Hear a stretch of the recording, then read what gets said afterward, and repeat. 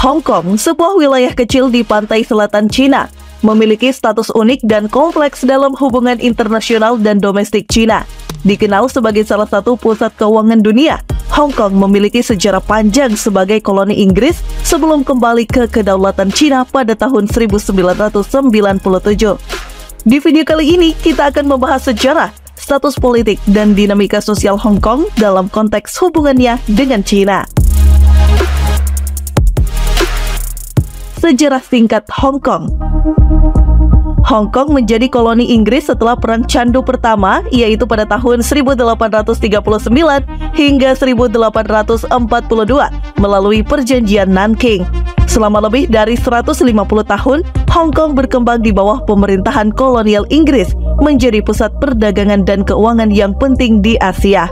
Pada tahun 1898, Inggris memperpanjang sewa atas bagian utama Hong Kong, yaitu New Territory selama 99 tahun. Menjelang akhir masa sewa, Inggris dan Cina merundingkan masa depan Hong Kong yang mengarah pada deklarasi bersama Tiongkok-Inggris tahun 1984. Deklarasi ini menetapkan bahwa Hong Kong akan dikembalikan ke Cina pada 1 Juli 1997, tetapi akan beroperasi di bawah prinsip satu negara, dua sistem selama 50 tahun hingga 2047. Prinsip satu negara, dua sistem. Prinsip satu negara, dua sistem adalah fondasi dari status Hong Kong sebagai wilayah administratif khusus atau SAR di bawah kedaulatan Cina. Menurut prinsip ini, Hong Kong mempertahankan sistem ekonomi kapitalis dan kebebasan tertentu yang tidak ada di daratan Cina, termasuk kebebasan pers, kebebasan berpendapat, dan sistem hukum yang independen. Namun, Cina tetap mengendalikan urusan luar negeri dan pertahanan Hong Kong. Pemerintah SAR dipimpin oleh seorang kepala eksekutif yang dipilih oleh komite pemilihan yang mayoritas anggotanya pro-Beijing, menciptakan ketegangan antara upaya mempertahankan otonomi dan pengaruh politik dari Beijing. Ketegangan politik dan sosial. Sejak penyerahan Hong Kong ke Cina, ketegangan telah tumbuh antara warga Hong Kong yang ingin mempertahankan atau memperluas otonomi mereka dan pemerintah Beijing yang ingin memperketat kendali. Ketegangan ini memuncak dalam beberapa gelombang protes besar. Pada tahun 2003, 1,5 juta warga Hong Kong berdemonstrasi menentang RUU Keamanan Nasional yang dianggap akan mengurangi kebebasan sipil. Pada tahun 2014, gerakan payung muncul sebagai reaksi terhadap keputusan Beijing yang membatasi pemilihan umum langsung untuk kepala eksekutif. Proses paling signifikan terjadi pada tahun 2019 ketika pemerintah Hong Kong mencoba mengesahkan RUU ekstradisi yang akan memungkinkan tersangka kriminal di Hong Kong diekstradisi ke daratan Cina. RUU ini dipandang oleh banyak warga Hong Kong sebagai ancaman langsung terhadap sistem peradilan yang independen.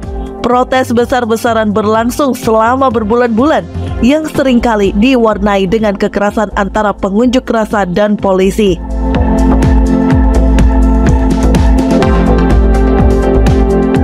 Penerapan Undang-Undang Keamanan Nasional 2020.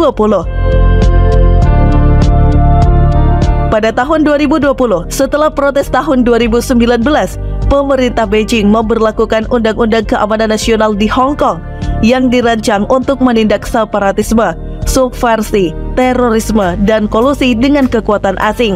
Undang-undang ini secara efektif menghapus banyak kebebasan yang dijanjikan kepada Hong Kong di bawah satu negara dua sistem. Undang-undang ini memungkinkan pihak berwenang untuk menuntut individu atas tindakan yang sebelumnya dianggap sebagai bagian dari kebebasan berpendapat. Banyak aktivis, jurnalis, dan politisi oposisi telah ditangkap atau diasingkan karena khawatir akan penindakan hukum.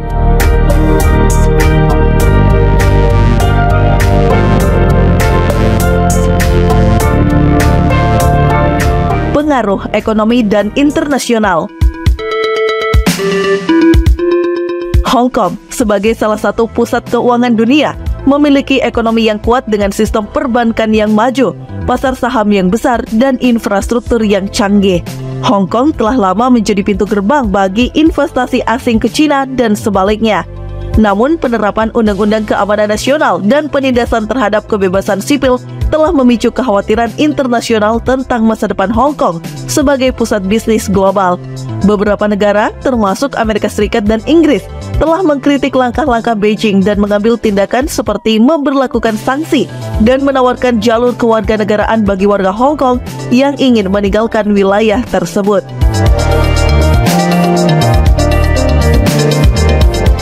Respon internasional dan kebijakan imigrasi.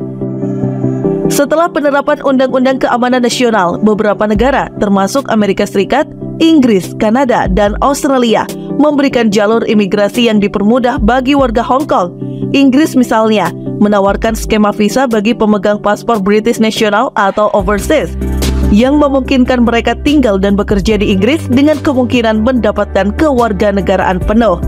Amerika Serikat juga menangguhkan status perdagangan khusus Hong Kong, menganggap bahwa wilayah tersebut tidak lagi memiliki otonomi yang cukup dari China untuk diperlukan secara berbeda dari daratan China. Masa depan Hong Kong. Masa depan Hong Kong tetap tidak pasti. Ketidakpastian ini mencakup pertanyaan, apakah satu negara dua sistem akan bertahan hingga 2047? Atau apakah integrasi penuh dengan daratan China akan terjadi lebih cepat? Bagi banyak warga Hong Kong, prospek masa depan penuh dengan ketidakpastian, terutama mengenai apakah mereka dapat mempertahankan kebebasan yang mereka nikmati selama beberapa dekade terakhir. Sementara itu, Beijing terus memperketat cengkeramannya atas Hong Kong dengan tujuan untuk memastikan bahwa wilayah tersebut tetap setia pada RRC. Hal ini menciptakan ketegangan yang berkelanjutan di dalam Hong Kong dan antara Beijing dan komunitas internasional.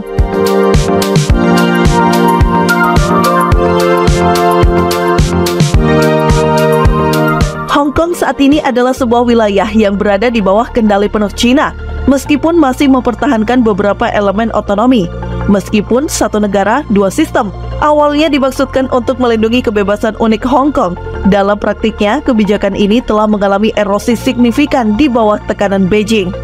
Dalam menghadapi perubahan besar ini, warga Hong Kong terjebak di antara keinginan untuk mempertahankan identitas dan kebebasan mereka, serta kenyataan politik yang semakin didominasi oleh China. Bagaimana masa depan Hong Kong akan berkembang tetap menjadi pertanyaan besar, dan jawabannya akan memiliki implikasi signifikan tidak hanya untuk wilayah tersebut, tetapi juga untuk hubungan internasional dan stabilitas regional.